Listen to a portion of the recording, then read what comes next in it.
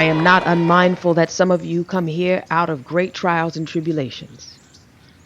Some of you have come fresh from narrow jail cells, and some of you have come from areas where your quest for freedom left you battered by the storms of persecution and staggered by the winds of police brutality.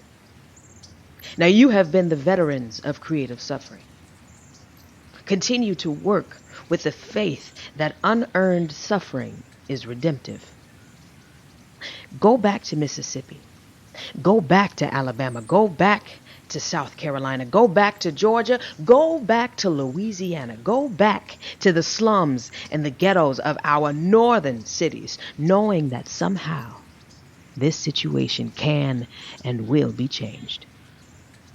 Let us not allow the valley of despair. I say unto you today, my friends, and so even though we face the difficulties of today and tomorrow, I still have a dream.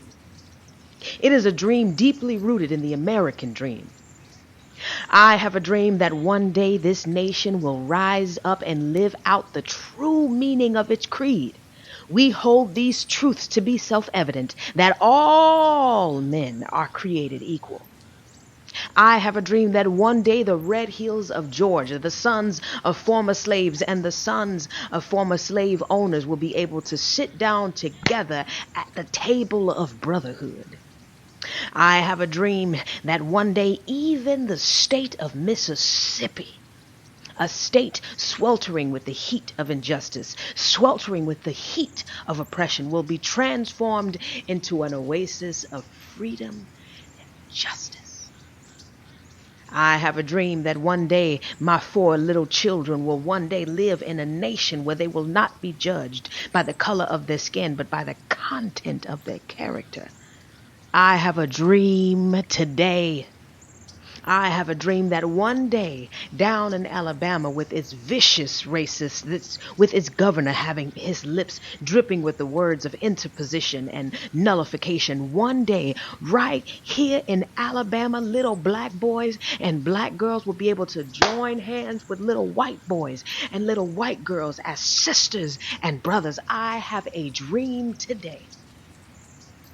I have a dream that one day every valley shall be exalted, and every hill and every mountain shall be made low. The rough places will be made plain, and the crooked places will be made straight, and the glory of the Lord shall be revealed, and all flesh shall see it together. This is our hope, and this is our faith that I go back to the South with. With this faith, we will be able to hew out the mountain of despair a stone of hope. With this faith, we will be able to transform the jangling discords of our nation into a beautiful symphony of brotherhood. With this faith, we will be able to walk together, to pray together, to struggle together, to go to jail together, to stand up for freedom together, knowing that we will one day be free.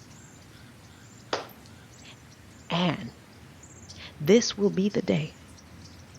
This will be the day when all of God's children will be able to sing with new meaning. My country, 'tis of thee, sweet land of liberty, of thee I sing. Land where my fathers died, land of the pilgrim's pride. From every mountainside, let freedom ring.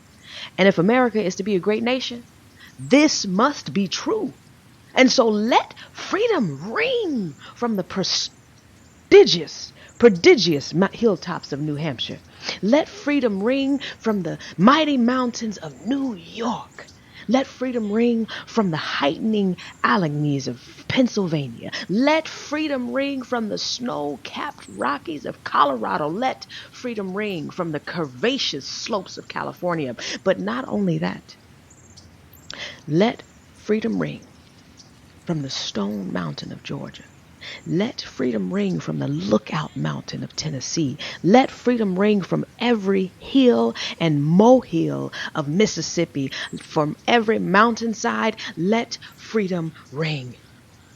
And when this happens, and when we allow freedom ring, when we let it ring from every village and every hamlet, from every state and every city, we will be able to speed up that day when all of God's children, black men and white men, Jews and Gentiles and Protestants and Catholics, will all be able to join hands and sing in the words of the old Negro spiritual. Free at last, free at last. Thank God Almighty, we are free at last.